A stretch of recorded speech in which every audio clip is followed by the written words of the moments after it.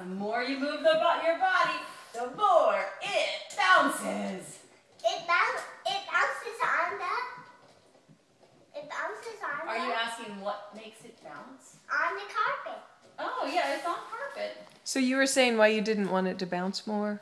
Because I want her own body to make it bounce more. Oh, okay. I'm okay if it bounces more. She would like it. Yeah, she would love it. But instead of me like. Right. Oh, instead of you doing it. Yeah, having her do the work. Yeah. I want the payoff to come because she's putting more effort into it. Right. The more you bounce, the higher it goes. The more you bounce, higher it goes.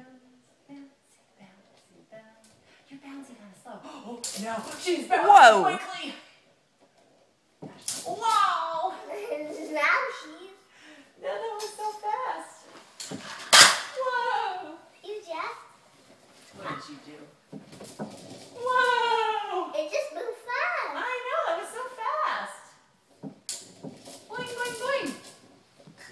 Boingo! Whoa, that was a really big one. It's going. And that's nice. Did you see how she got a nose over her toes to kind of make herself go? That's what you need to get up the stairs. Oh, okay.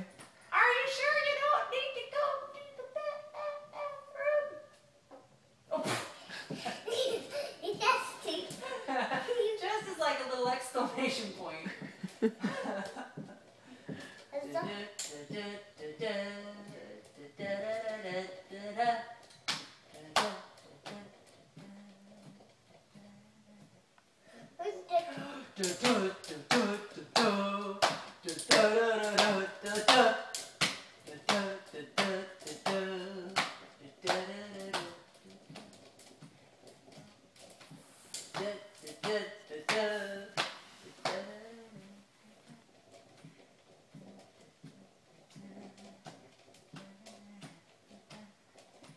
Going much faster, and then you go slow,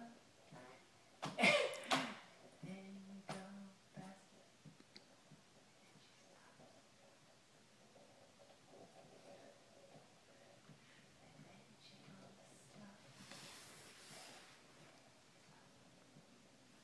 and then she does a medium-sized one, and then she goes slow, and then she does another medium-sized one, and then she goes slow.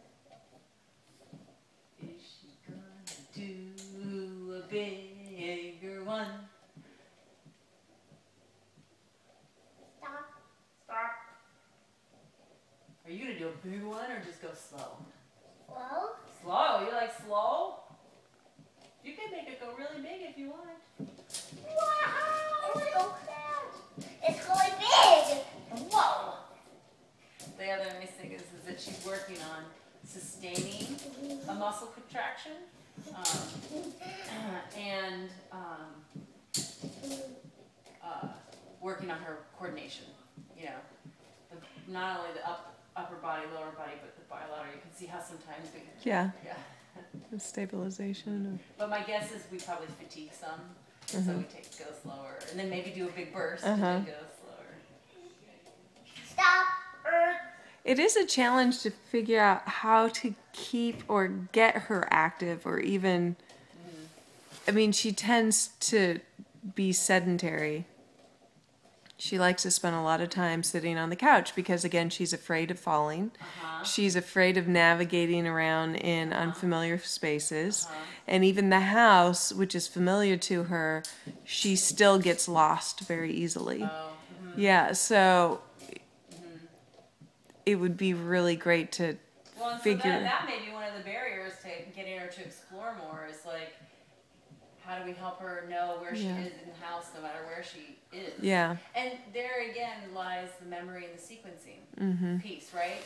Because she's really good at figuring out, like, if we were to put cues around the house somehow that let her know where she was in the house. Like, I'm sure she has strategies for figuring out what room she's in. But can she remember the sequence of what room or what order the rooms are in? And like, keep in mind the idea, I wanted to go to my room to get the so-and-so, which means I go through the living room and then the hallway and then through the kitchen. Right, and she does have a basic understanding of, like, she's familiar with everything she touches. Yes. and she can tell you, but Yes. it's weird. But It's putting like it she's together- familiar, but putting it together, she still doesn't have it quite mapped. Yeah, You, yeah. And- you And want that's to where like the to jump sequencing like a comes in, frog? I think. Yeah. What's that? Jump like a frog? Oh, let me see you jump like a frog.